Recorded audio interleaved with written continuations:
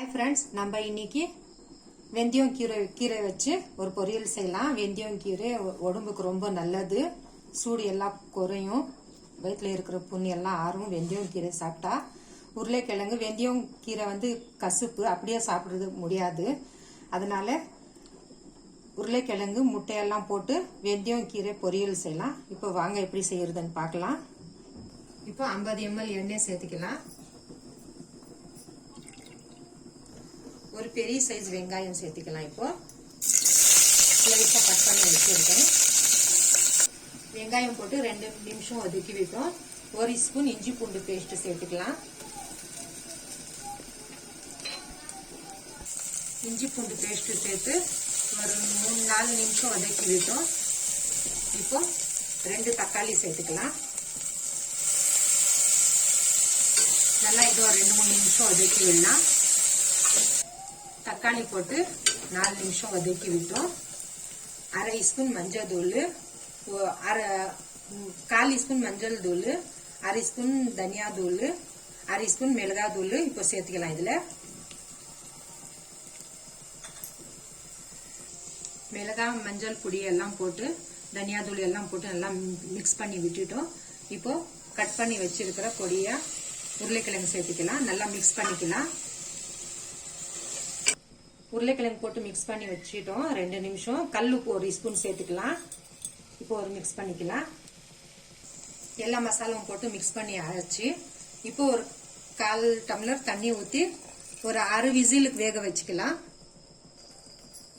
ஒரு விசிலுக்கு உருளைக்கிழங்கு நல்லா வெந்துடுச்சு. இப்போ வேற ஒரு கடாய்க்கு மாத்திக்கலாம்.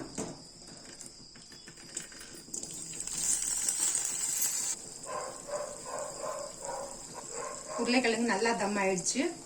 மசாலாவிலேயே 6 விசில் விட்டு இப்போ வெந்தயம் கீரை போட்டுக்கலாம். இப்போ மிக்ஸ் பண்ணிக்கலாம். மிக்ஸ் பண்ணி ஒரு 5 நிமிஷம் தம் விடலாம். உருளைக்கிழங்கு மசாலாவிலேயே வெந்தயம் கீரை, அப்புறமா முட்டை போடலாம். ஒரு பக்கம் பூரி சுட்டிட்டு இருக்கோம். வெந்தயம் கீரை உருளைக்கிழங்கு பொரியலுக்கு பூரி சுட்டிட்டு இருக்கோம். நல்லா இருக்கும் பூரி.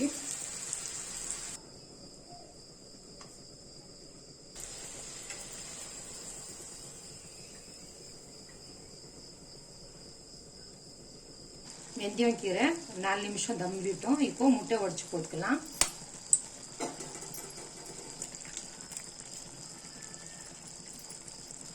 பிஸ்மில்லா.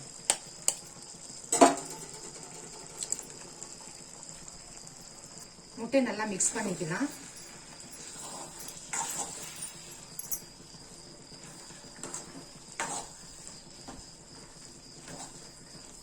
ஒரு 5 நிமிஷம் தம் விடலாம் முட்டையும்.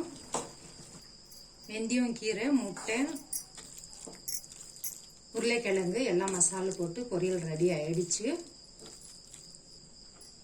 இப்போ வேற ஒரு பவுலுக்கு மாத்திக்கலாம்.